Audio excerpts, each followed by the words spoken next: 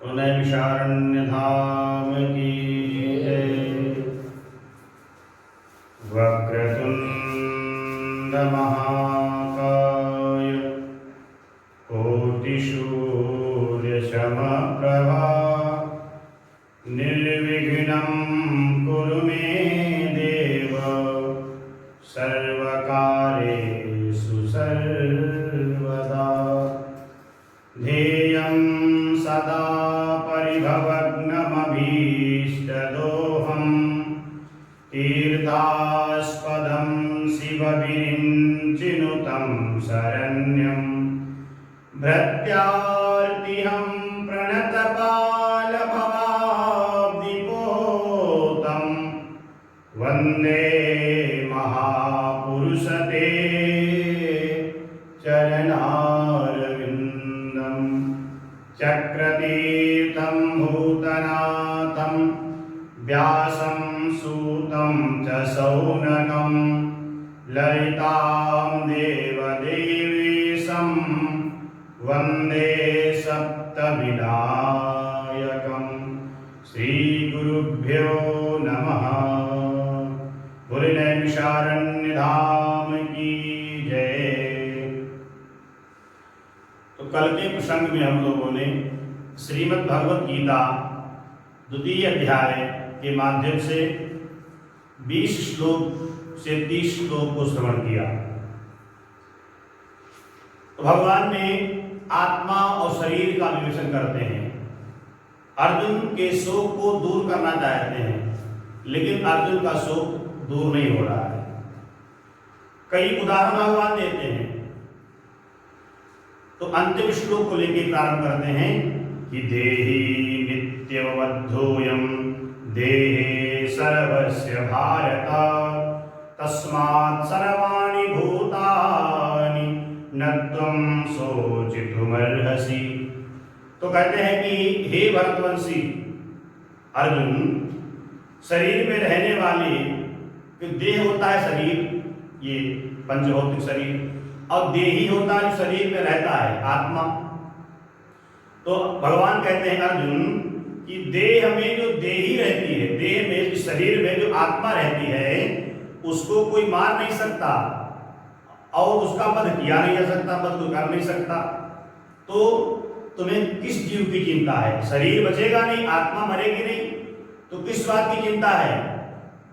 तो इसलिए हे भरतवंशी श्रेष्ठ अर्जुन, आप सोच मत करो, आप शोक मत करो, आप मोहित मत होइए, आप युद्ध करिए।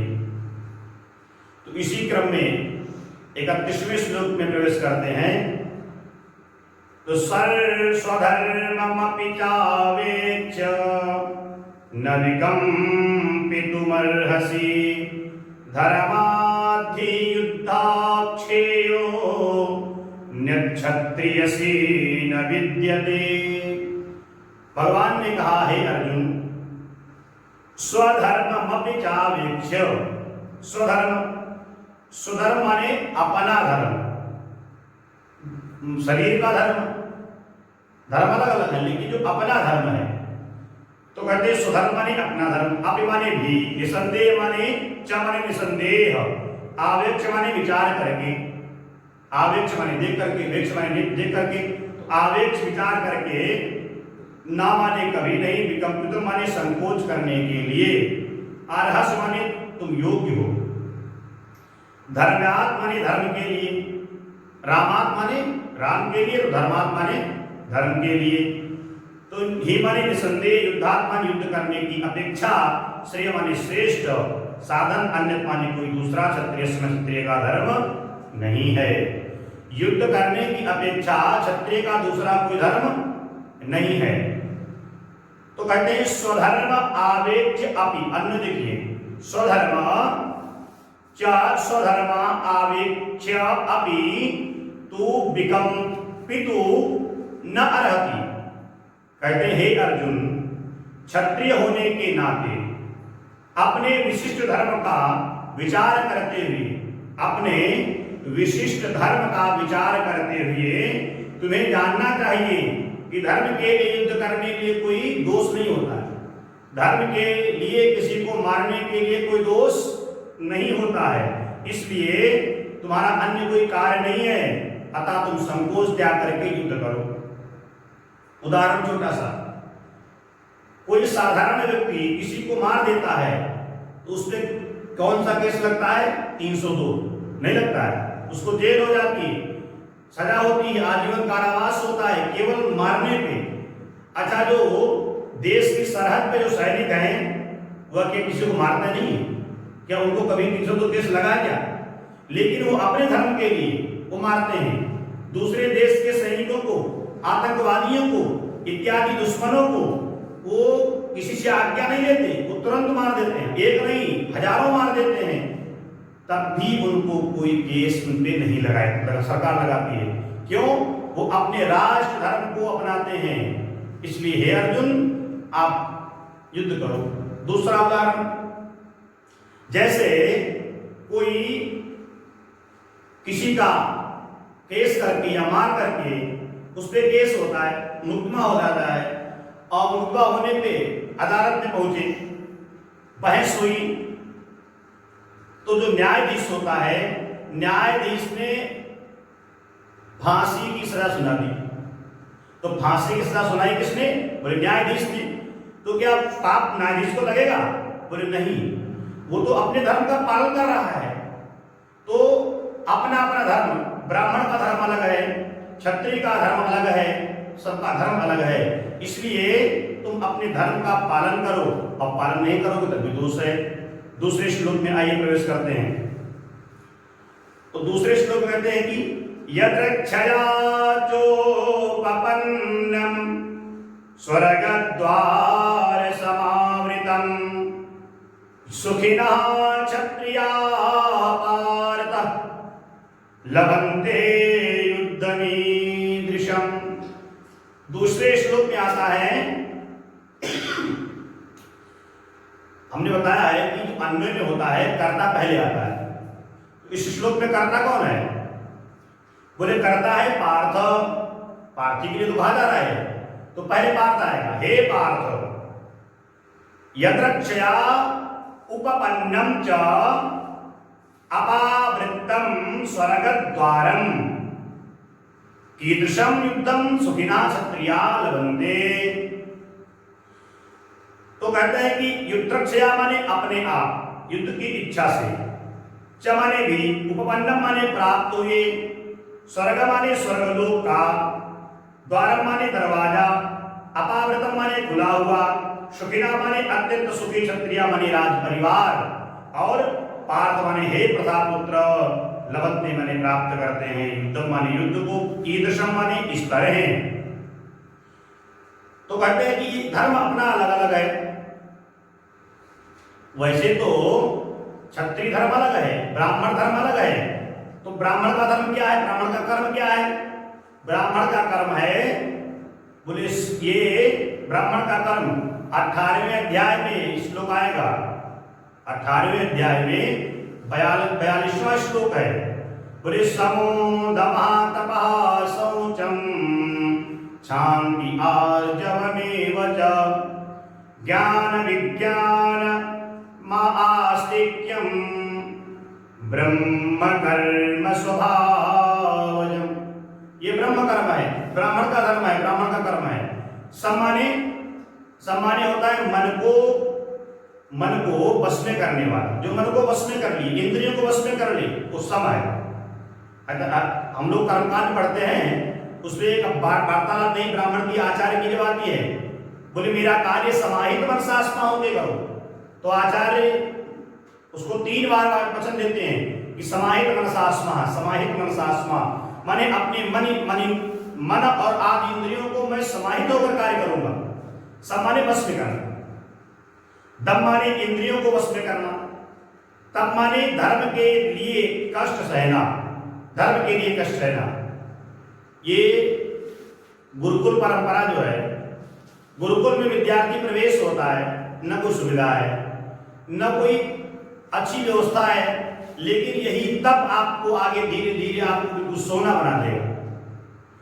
तो कहते शौचम माने बाहर और अंदर की दोनों शुद्धता को प्राप्त करना, और आस्ति कहते हैं कि शांति माने क्षमा, दयावान बनना, सबको क्षमा कर दो।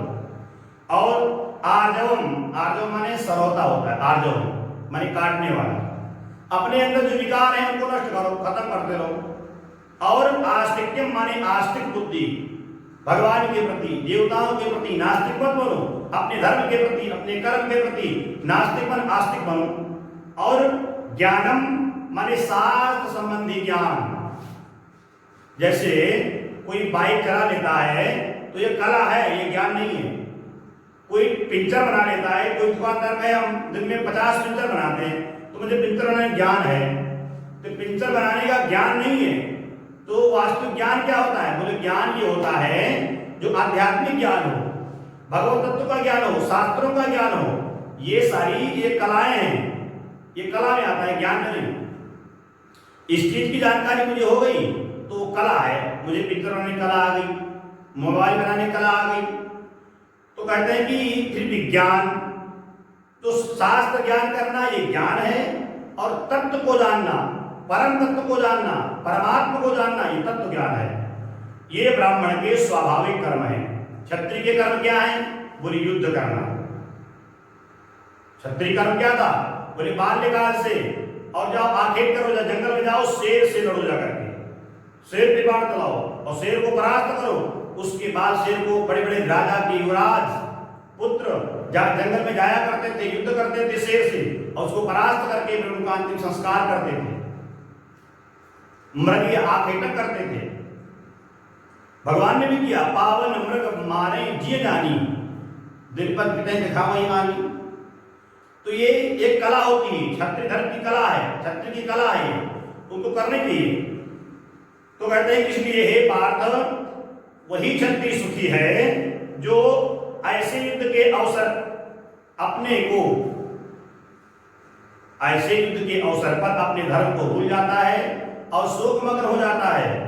तो इसलिए आप शोकमग्न होकर के उसको फिर स्वर्ग नहीं मिलता, उसकी अधोगति हो जाती है। इसलिए हे अर्जुन, हे पार्थ, आप जो है युद्ध करो, और आपके लिए जो धर्म के लिए युद्ध करता है उसके लिए स्वर्ग के द्वार खुले रहते हैं, कभी बंद नहीं होते हैं।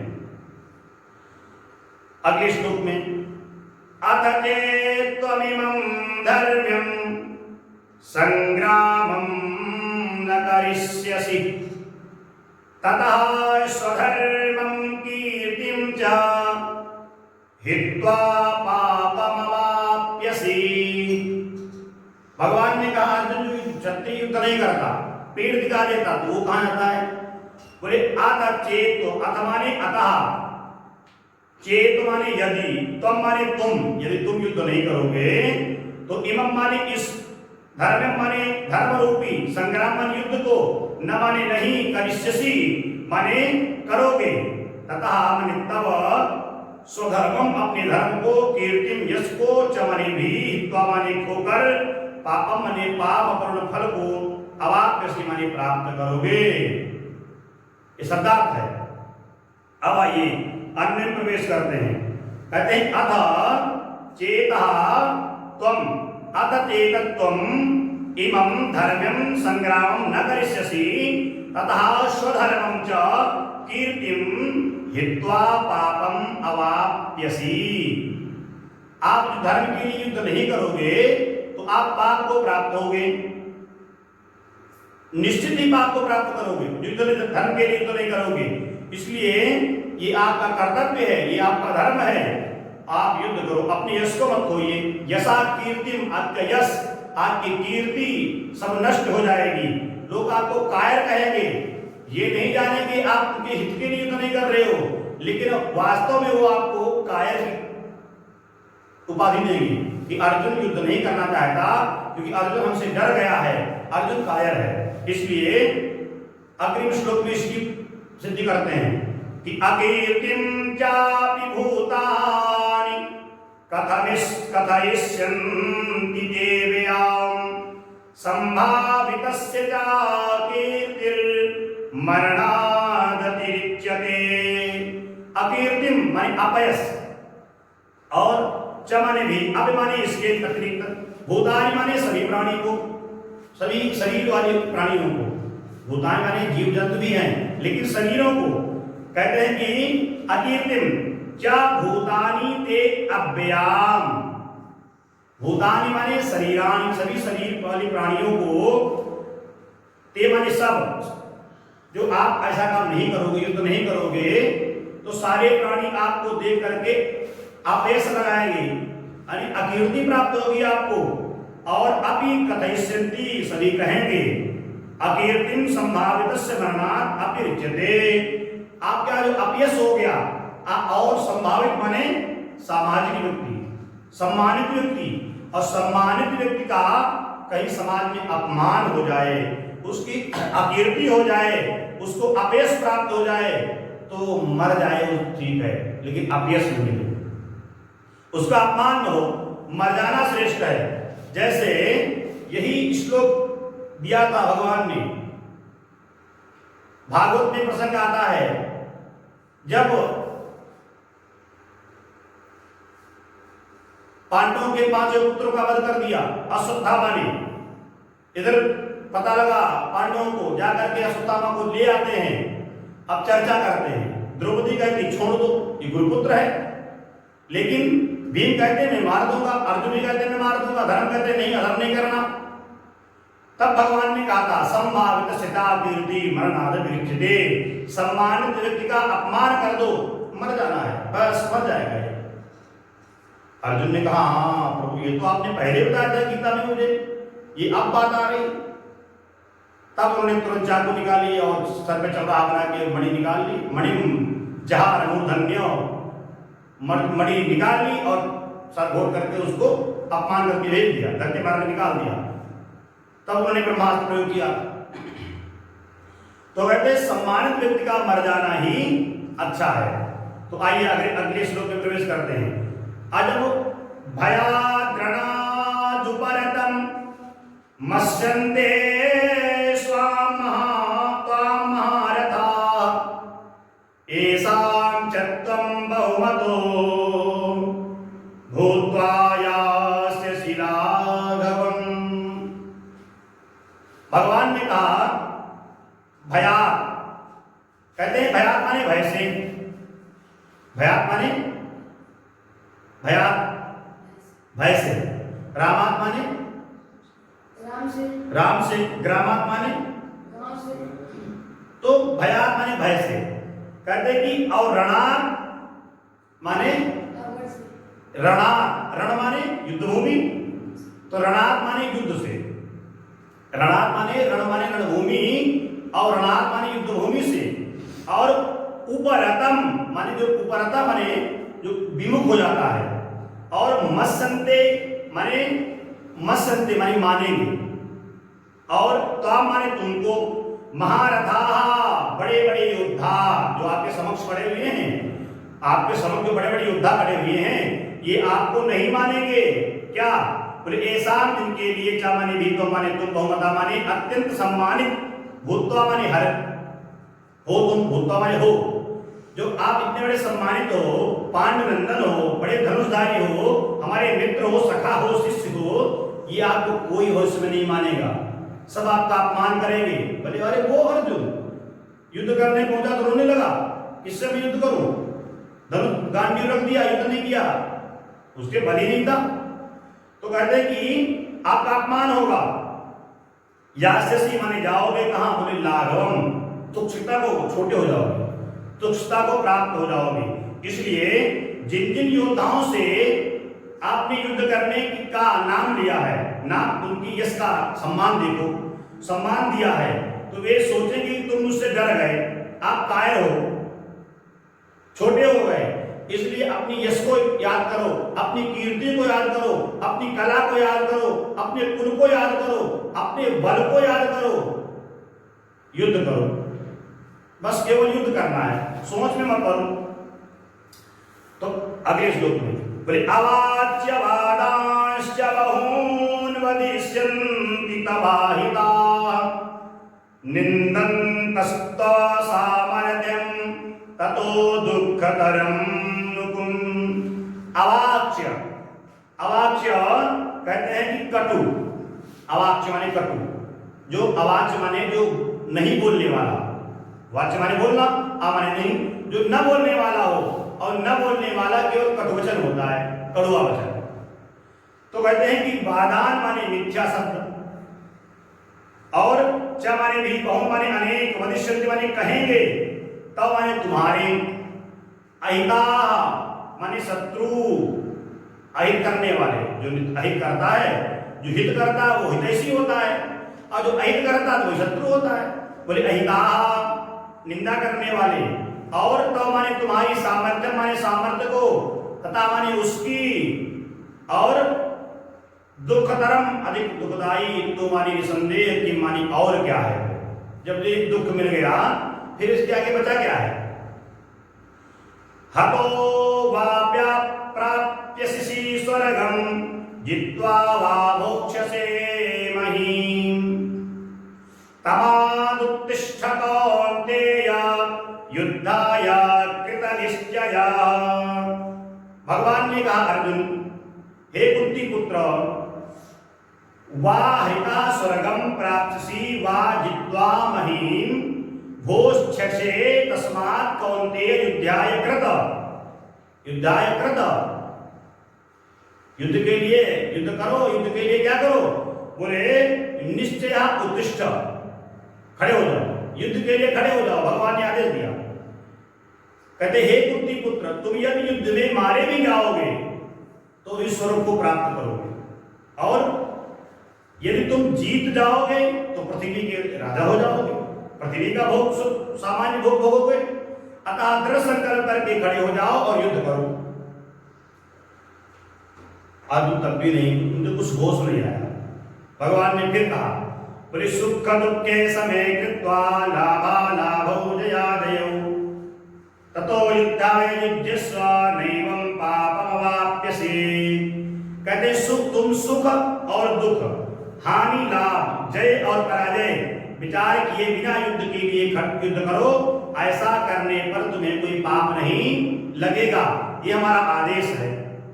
ऐसा देविता साख्ये बुद्धिर्योगे तुमहं शृणु बुद्धया युक्तो यया पार्थ कर्मबंधं प्रहास्यसि। भगवान ने कहा अर्जुन, ऐसा, ऐसा ते, ऐसा माने यह सब, ते माने तेरे लिए, ये जो आपके समर्थक खड़े हैं, आपकी बख्शी सब तुम्हारे लिए केवल आए हैं। अब इनका वर्णन किया गया है, तो कहते हैं अन्य देखिए, पार्थ ऐसा बुद्धि ते सांख्ये अभिहिता तो इमाम योगे शृणु। ये 39 द्वितीय श्रीमद् भगवद गीता द्वितीय अध्याय 39 श्लोक तक इसमें क्या दिया गया है, बोले सांख्य योग, आगे आएगा निष्काम कर्मयोग। 40वें श्लोक से कर्मयोग प्रारंभ है, अभी तक 39 श्लोक तक था बोले सांख्य योग। तो भगवान कहते हैं पार्थ ऐसा मानिए, बुद्धि के सांख्ये अभिहिता तू इमाम योगे शृणु जया बुद्ध्या युक्ता कर्म बंधम प्रहास्यसि। भगवान ने कहा अर्जुन, यहां माने वैशेषिक अध्ययन माने सांख्य योग द्वारा इस ज्ञान का वर्णन किया, इस ज्ञान का वर्णन दिया है आपको।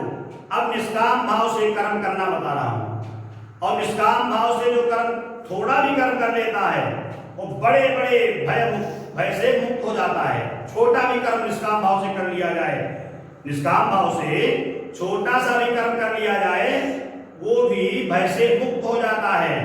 कौन कौन, बोले नेहा विक्रमनाशोस्ति प्रत्यवाचो न विद्यते स्वल्पमप्यस्य धर्मस्य त्रायते महतो भयात्। नेहा विक्रमनाशो, न माने नहीं, ये माने इस योग में, अविक्रम माने प्रयत्न करने में, नाश माने हानि, अस्ति माने है, प्रत्यवाया माने हास, न माने कभी नहीं, विद्यते माने है, सु अल्पम माने थोड़ा, अभी माने यद्यपि, अस्य माने इस धर्मस्व माने धर्म का, त्रायते माने मुक्त करता है, और महता माने महान, भयात् माने भय से आपको मुक्त कर देता है। कौन, बोले इस प्रयास में न तो हानि होती है बिना संकल्प लिए, मतलब कोई कामना ना रखो, बिना कामना लेकर कोई कार्य करो तो इसमें न तो कोई हानि होती है, कोई हानि नहीं। आप भय से, छोटे से प्रयास से आप भय मुक्त हो जाते हैं और कोई हानि भी नहीं, लाभ अनेक है। इसलिए अब इस 40वें श्लोक के बाद में निष्काम कर्म योग की व्याख्या है उनके अध्याय में। तो निष्काम कर्म योग, छोटा सा भी काम करने से, निष्काम काम छोटा सा भी काम करने से बड़े से बड़े भय से हमको मुक्ति प्राप्त हो जाती है। तो इस निष्काम कर्म योग की व्याख्या हम अगले प्रसंग में अगले दिन करेंगे। तो आइए मन वाणी को पवित्र करने के लिए 2 बार हरि नाम संकीर्तन करें, तदुपरांत अग्रिम कार्य।